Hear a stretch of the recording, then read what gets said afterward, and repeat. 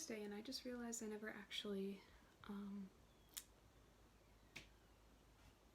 did the intro for this. So, originally I was going to translate this monologue, Richard II, 5-5, and do it in French, because why not? That's cool. The problem is that French people have already translated it into French, and they did it way better than I can. So I decided to spend my Easter weekend doing something that no one else would be stupid enough to do, and translated it into Old French, the French that would have been spoken during Richard II's reign. The text I worked off of was François Victor Hugo's 1867 translation. Of course, there's no Google Translate for Old French, so what I did was search for the equivalents of each modern word in medieval manuscripts, or if there weren't any existing attestations, research the etymology, kind of reverse engineering every single word. Much like Shakespeare's English, medieval French was not standardized, so you could write a word at least 17 different ways. And it existed for centuries over a large geographical region, a lot of influences and regional dialects. So for the purposes of this translation, I have chosen, where it was possible, to use spellings and words that were attested close to 1399 and in the dialect, or near the dialect of Anglo-Norman. I've also chosen not to use the noun declension system because by this time it was already on its way out mostly, and because it's a pain in the ass to translate. Pronunciation was reconstructed with the help of many resources, which I'll either put in the video or in the description of the video. So the first part of the video will be me reading my Old French translation as it would have sounded in Old French with subtitles, and then I'll go back and compare some parts line by line between Old French and Modern French, so you can hear the pronunciation and see the spelling differences. J'ai cherché jusqu'ici comment je pourrais comparer la prison où je vis avec le monde, mais comme le monde est populeux et qu'ici il n'y a d'autres créatures que moi, je n'ai pas trouvé moyen. Pourtant, faisons ce rapprochement. Je considère ma cervelle comme la femelle de mon esprit. Mon esprit est libre et à elles deux ils procréent une génération de pensées qui pullulent et qui peuplent ce microcosme de fantaisies sombres comme les populations de ce monde, car aucune pensée ne contient la satisfaction. Les plus élevées, les pensées qui ont trait à les choses divines sont mélangées de doute et mettent les verbes mêmes en contradiction avec les verbes. Ainsi, à cette parole, laissez arriver à moi les petites, elles opposeront celles-ci. Il est aussi difficile d'arriver comme chamelle de passer par les trous d'une aiguille. Les pensées qui tendent à l'ambition complotent inexécutables miracles. Elles cherchaient comment ces faibles ongles pourraient creuser un passage à travers les flancs de pierre de ce dur monde, les murs de ma sordide prison, et comme c'est impossible, elles expirent dans leur propre vanité. Les pensées qui tendent à la résignation insistent sur ce point, que nous ne sommes pas les premières victimes de la fortune, et que nous ne serons pas la dernière, comme ces mendiants stupides qui s'hissent au pilori, donnant à leur ignominie leur refuge, que bien d'autres y ont testé et que bien d'autres encore y seront si, et qui trouvent ainsi une sorte de soulagement à mettre leur propre infortune sur le dos de ceux qui ont déjà enduré la parole. Ainsi je joue à moi seul bien de personnages dont aucun n'est contente. Par moments, je suis roi.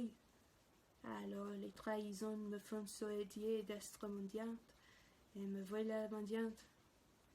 Alors l'écrasante misère me persuade que j'étais miel, étant roi, et me voilà redevenu roi. Mais immédiatement je songe que je suis détrôné par Bolingbroke, et aussitôt je ne suis plus rien. Mais, quoi que je sois, ni pour moi, ni pour aucun homme de cette humanité. Il ne savait y avoir de satisfaction avant ce soulagement suprême, l'anéantissement. So that is an approximation of what Old French sounded like. If you play it back, you can actually see my brain overheating as I try to undo everything, because all the unnecessary letters in modern French words were actually pronounced, and also the vowels are different. They're not nasalized, for example. It ends up sounding like this weird blend of someone who doesn't know how to pronounce French and English. The next lines that will be side by side, the clip of the Old French and then modern French, are specifically lines where I wanted to point out the spelling and pronunciation differences. Some of them I just thought sounded cool. Yeah, so. J'ai cherché jusqu'ici comment je pourrais comparer la prison où je vis avec le monde. J'ai cherché jusqu'ici comment je pourrais comparer la prison où je vis avec le monde. Mais comme le monde est populeux et qu'ici il n'y a d'autres créatures que moi, je n'ai pas trouvé moyen. Mais comme le monde est populeux et qu'ici il n'y a d'autres créatures que moi, je n'ai pas trouvé moyen. You can see the differences begin here. Chercher becomes chercher, easier to pronounce, and also standardizes the past participle ending. Comment becomes comment. The vowel before the N isn't nasalized, and the NT at the end are pronounced. Pourrait, a different vowel sound, and also the AIS is pronounced, and comparer, the final R is also pronounced. In modern French, in the infinitive, obviously, the endings of words are typically not pronounced. La prison, you can also see that the spelling changed in order to better reflect that vowel shift. The word ou is spelled just you. Je vis, vivre, it wasn't standardized yet. Li instead of le, monde instead of monde, and au instead of o, as in modern French, it's more of an au, and the oi is pronounced as it's written, moi. Ainsi à cette parole, laissez arriver à moi les petites. Laissez arriver à moi les petites. Il est aussi difficile d'arriver qu'un chamel de passer par les trous d'une aiguille. Il est aussi difficile d'arriver qu'un chameau de passer par le trou d'une aiguille. Arriver is written with two R's in the beginning, and in this case, the AU, what is written as AU in modern French, was written to reflect its pronunciation, aussi. Chamel, the final L got lost, and it became chameau. Et qui trouvent ainsi une sorte de soulagement, à mettre leur propre infortune sur le dos, de ceux qui ont déjà enduré la parole. De ceux qui ont déjà enduré la parole. Here we see qui, Q-U-I, spelled as just K-I. The S in soulagement, final S, is dropped as sous became sous, meaning under. Déjà, you can see in Old French, was split into des and ja, and the accent grave was not in use yet because it doesn't really affect pronunciation. Ainsi, je joue à moi seul bien de personnage. Ainsi, je joue. Jo was used instead of je, and the second jo in this sentence is for joue. So je and joue were pronounced the same. Par moment, je suis roi. Par moment, je suis roi. Alors les trahisons me font souhaiter d'être mondial. Je suis roi. No real back of the throat. Roi. The word alors was split into two words. Trahison, which is in Old French marked with a tréma, trahison, to show that it's two separate, that's my dog, show that it's two separate vowel sounds. In modern French is just separated by an H. Modern French does have the tréma, just usually in loan words. Soedier, the ie is simplified into a. Estre, to be, is simplified into être, and you can see the circumflex on the first e to symbolize where that s disappeared to. Que j'étais miels, est en roi, que j'étais mieux est en roi. Miels became mieux, and we'll see that change again from yals to ye. Et aussitôt, je ne suis plus rien. Aussitôt, je ne suis plus rien. Aussitôt, compound word. To had its s taken and replaced by the circumflex as well. J'ai abusé du temps.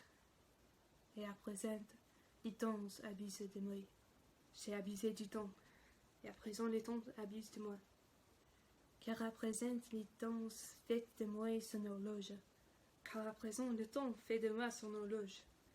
Mes pensées sont des minutes, dont chaque seconde est marquée par un soupir. Mes pensées sont des minutes, dont chaque seconde est marquée par un soupir. À ce cadran extérieur de mes yeux. À ce cadran extérieur de mes yeux. Temps is the funny exception to this nasalization rule. Almost the same as in Old French as it is in Modern French.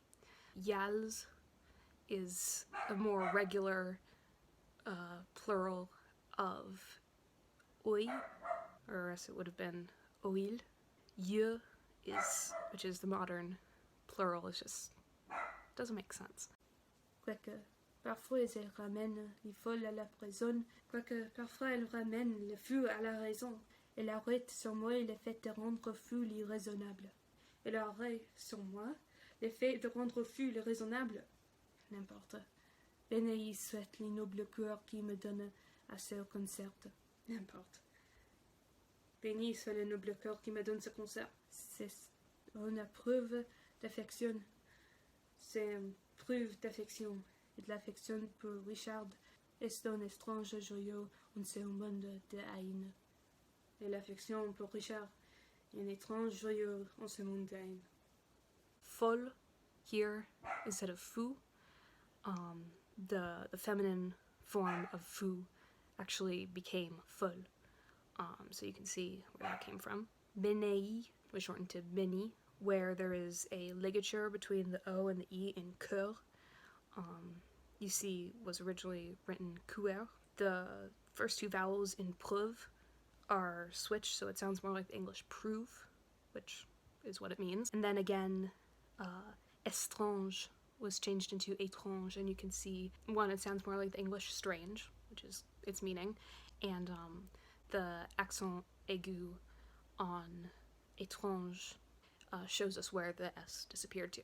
So yeah, that is my fun little foray into historical linguistics for my Shakespeare project. I hope that was at least somewhat interesting to someone other than me. Thanks.